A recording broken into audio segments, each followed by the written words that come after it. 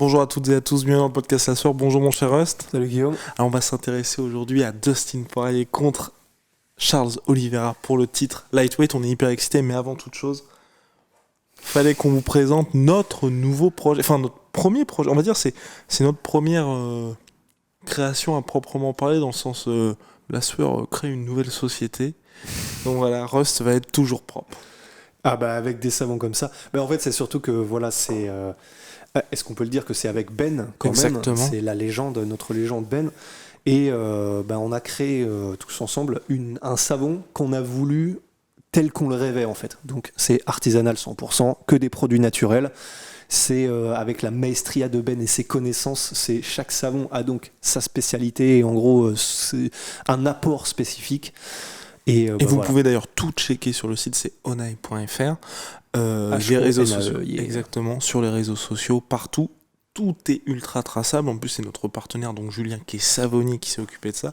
On a été le voir. Il y a aussi sur le site, il y a toutes les photos. Vous pourrez voir aussi les petits backstage pour l'instant de Ross qui utilise le savon.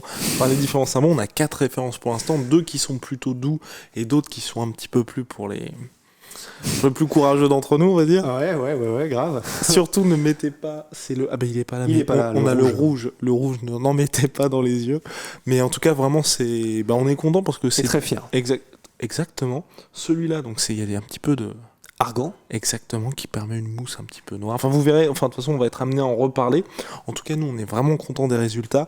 Ce qu'on peut dire, c'est que oui, les deux qui sont là, les deux blancs, enfin, le blanc et le noir, qui ont des noms choisis par Rust, donc vous allez les apprécier quand vous allez les découvrir, sont les plus doux. Les deux autres sont un petit peu plus hardcore, c'est un petit peu plus exfoliant, c'est ça le mot ? Ouais, exfoliant pour le verre. Ouais. Donc voilà, en tout cas, vous pouvez checker, on en parlera de toute façon sur les réseaux sociaux dédiés. Il y a, je sais pas quoi, enfin, faut les tester. On en fera certainement gagner. Oui. Donc voilà, on est très fiers. Et vous allez voir les vidéos, mais Rost, il est un peu gêné parce qu'il a été mis dans des conditions, dans des situations. Faut quand même une certaine confiance en soi. Non, mais c'est juste que oui, c'est bon, il a fallu se prêter au jeu de d'être torse nu et de prendre du savon dehors et de faire des douches à l'ancienne. Mais c'était très plaisant, mais bon, c'est toujours bizarre de faire semblant, de regarder les yeux au loin comme ça et de faire semblant que la caméra n'est pas là, quoi. Même si Rost est extrêmement inspirant. Bref. On se gêne. Ah oui, l'opération 100 G's. L'opération 100 G's. Ce qui est sûr aussi, c'est que on se rapproche d'un 100 G's. Tout ça, que ce soit Onai, que ce soit l'expansion de la chaîne La Sueur, c'est bien évidemment grâce à vous. N'hésitez pas à mettre un petit pouce bleu, un petit abonnement, ça nous aide énormément parce que vous voyez le step-up petit à petit. Et on vous prépare quelque chose pour les 100 G's. Pour l'instant, on est parti pour soit un gros jeu concours avec des lots qui sont ordinairement, qui sont très très bien, mais c'est un jeu concours classique, ou alors il y a autre chose. Pour l'instant, on a juste un petit peu parlé avec Rust. Si ça se confirme, vous allez péter un câble. Ouais, mais c'est pas sûr. Donc, ouais. C'est ça exactement. Ce n'est pas encore sûr, donc on évite d'être trop teasé. Ouais. On lance le générique. Yeah. Soit.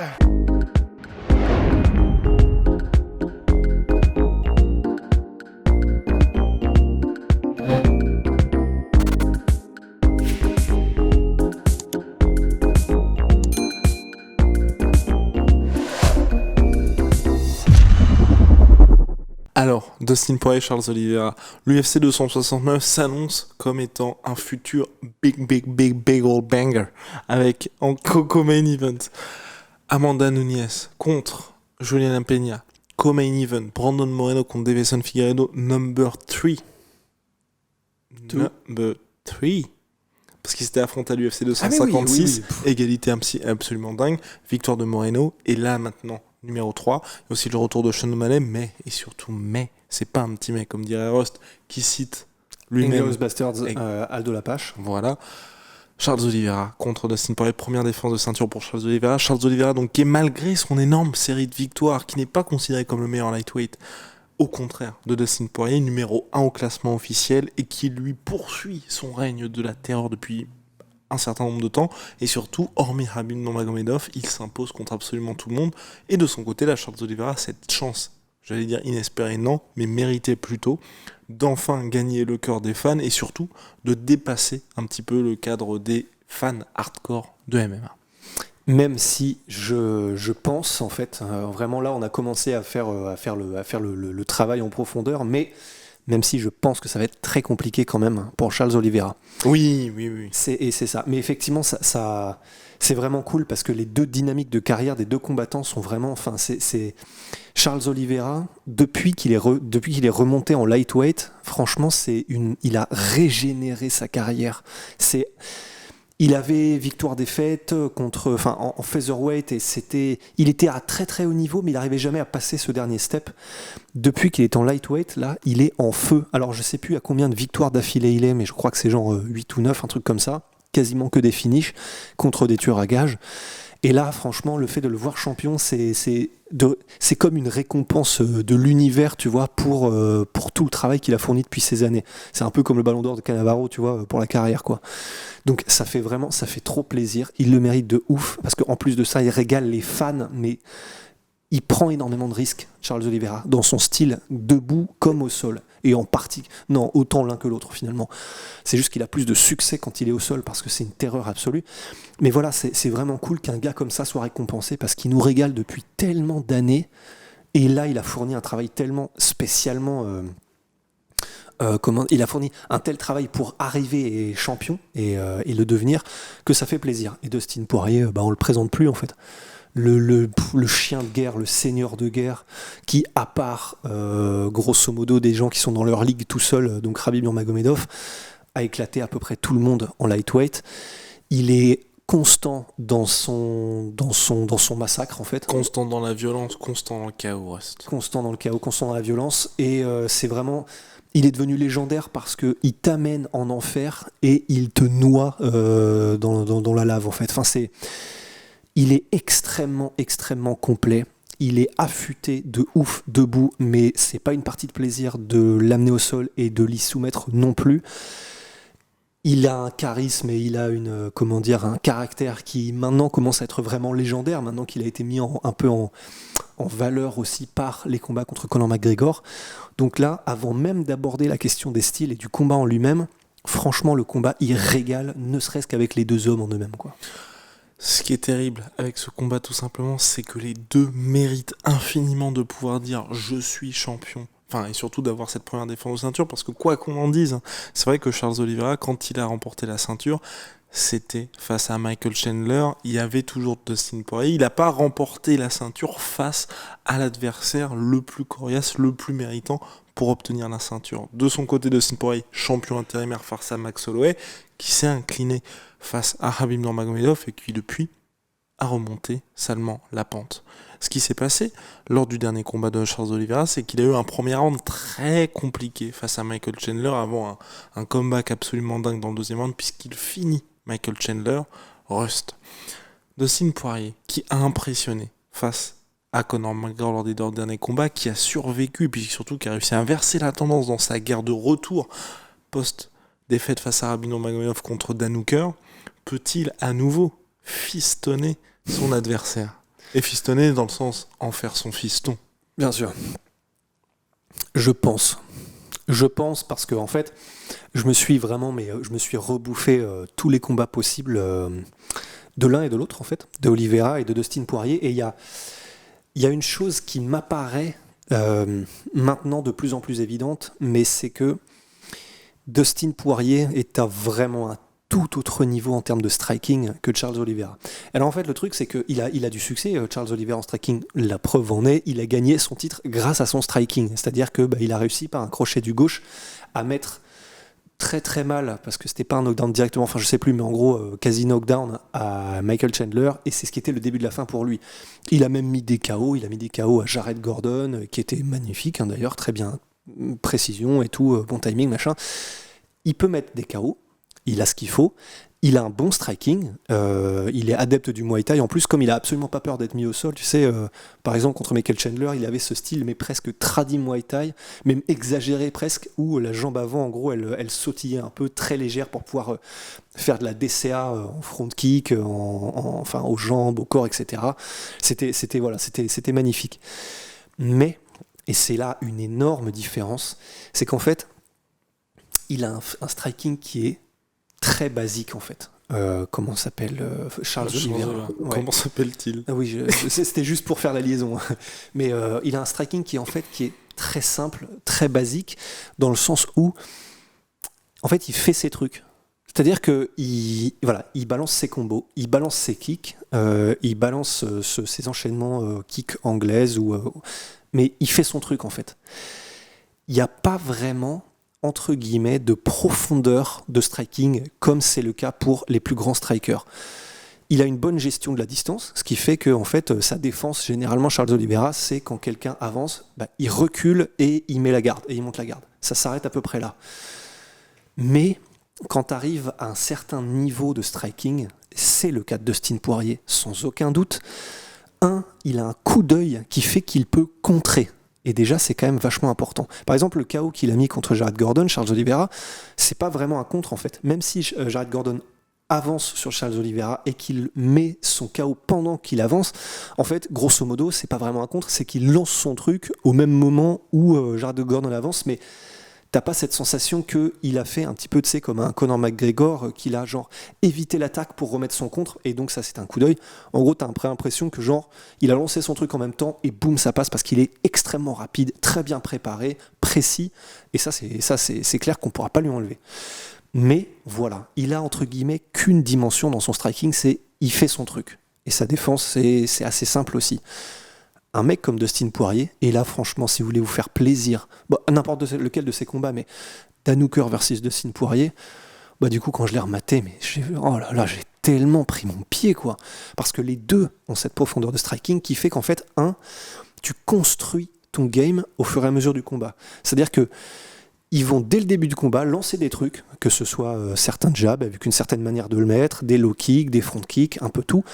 Ils lancent tout, mais c'est pas juste, ils le mettent pour le mettre. Ils le mettent pour, si ça touche, de toute façon c'est pour faire mal, mais c'est surtout pour voir comment est-ce que l'adversaire réagit. Ça, c'est Adesanya qui est le roi incontesté de ce genre de choses. Cyril Gane qui arrive et qui est très très très très très très, très chaud aussi.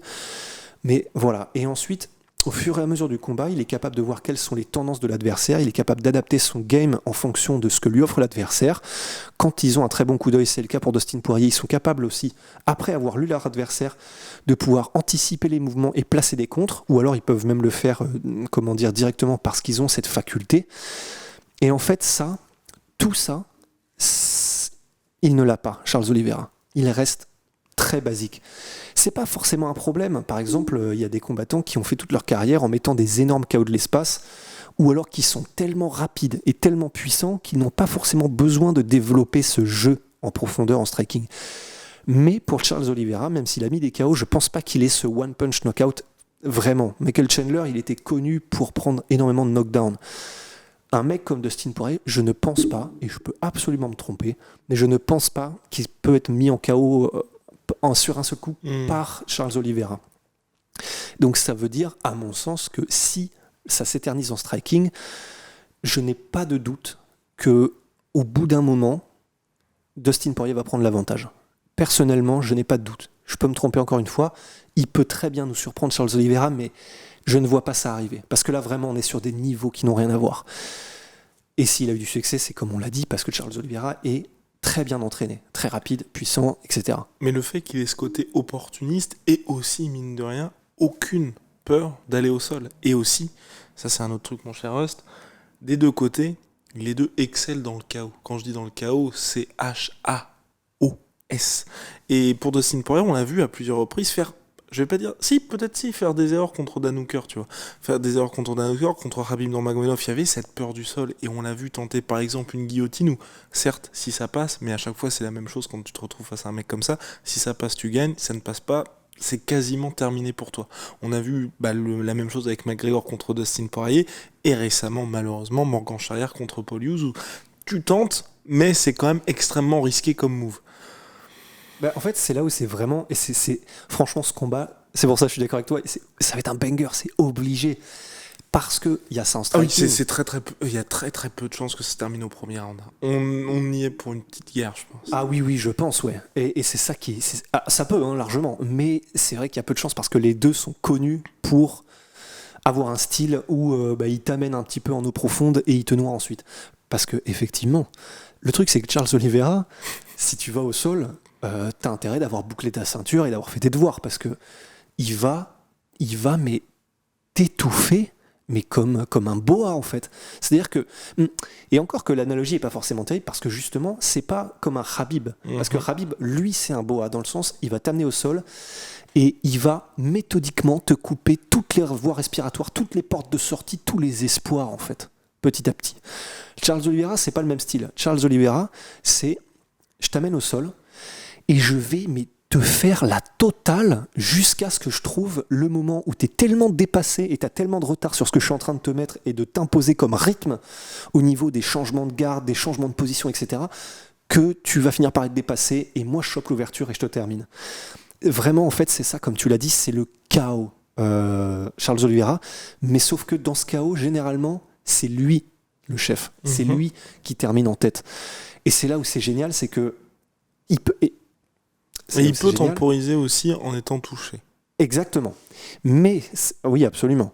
Mais là où c'est trop cool, c'est que il a exactement le même style au sol, un petit peu Dustin Poirier, dans le sens, il y va beaucoup moins, mais quand il y va, c'est pareil. C'est, par exemple, contre Dan Hooker, c'est lui qui pull garde, c'est-à-dire qu'il se met lui-même sur son dos, mais pour tenter une guillotine.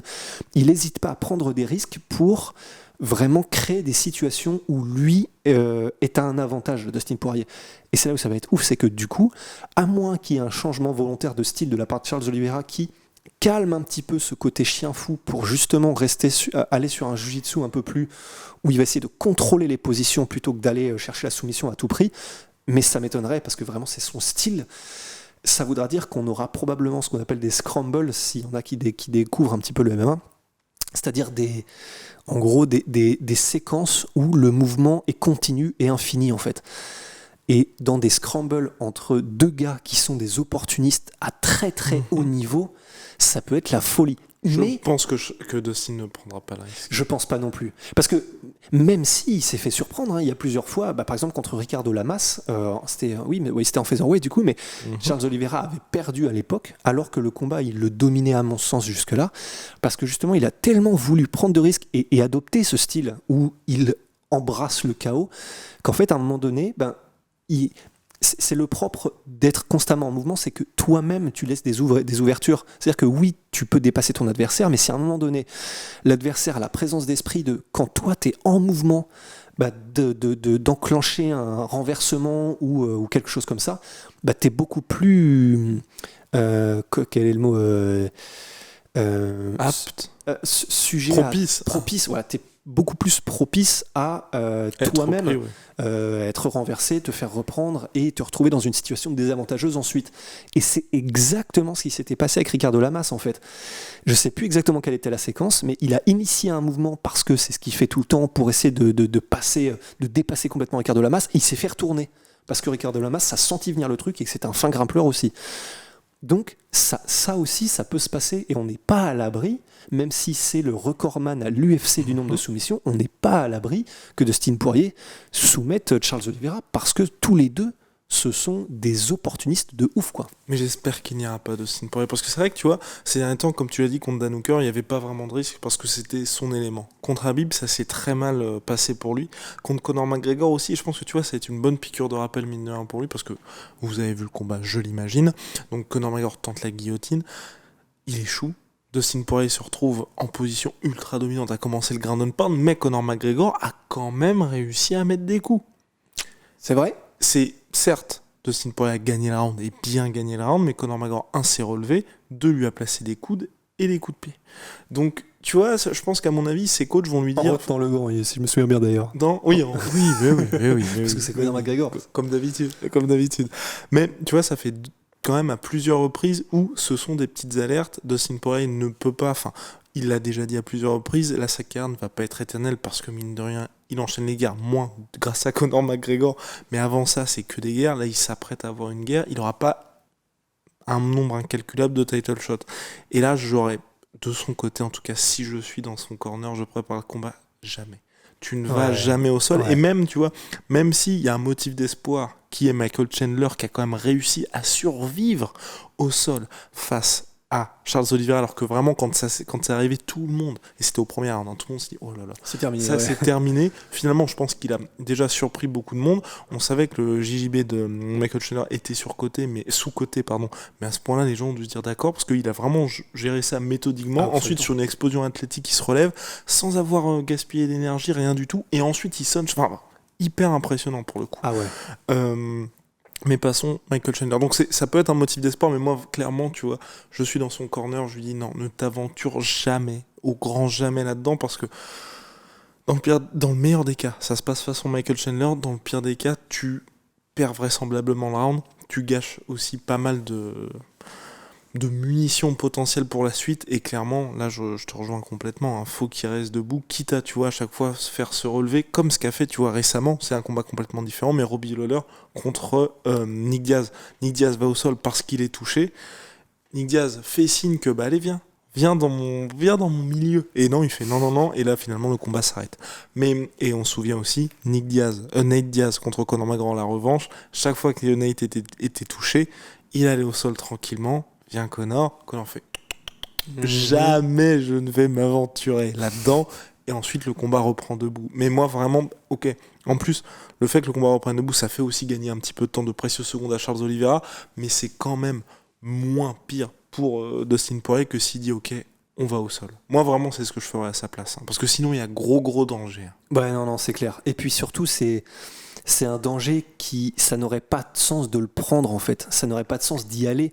Ouais, mais il a tenté des avantage. trucs de Dustin de temps en temps. Tu vois, Ouais, moi c'est c'est pour vraiment ça. ça qui me fait peur. Je suis d'accord. Sur le papier, j'ai confiance en Dustin Poirier, mais de temps en temps il fait des trucs. Mais même le combat contre Dan Hooker sur le papier, tout le monde était très très confiant.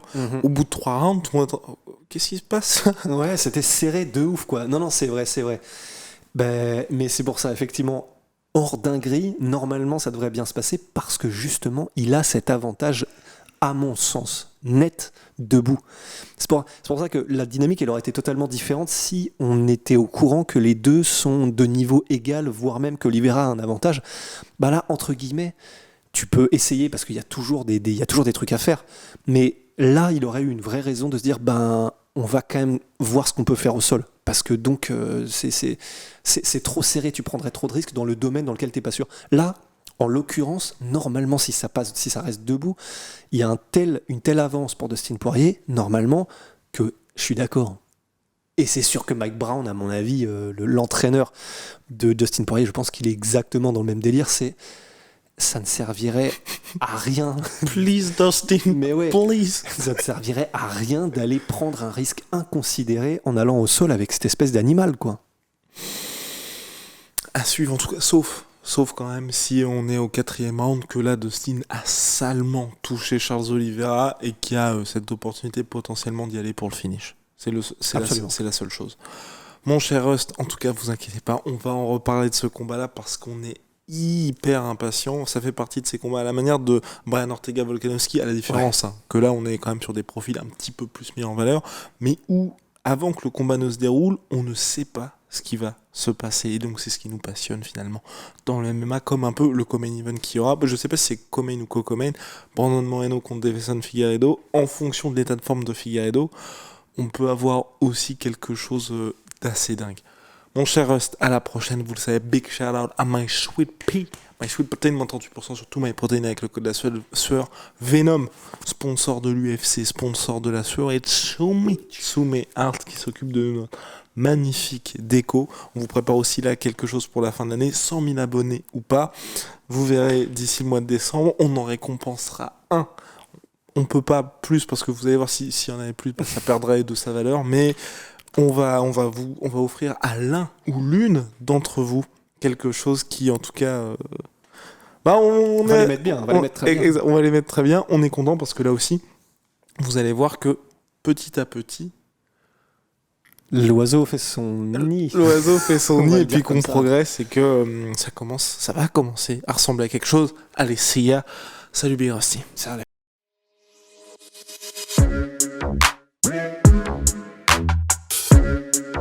Yeah.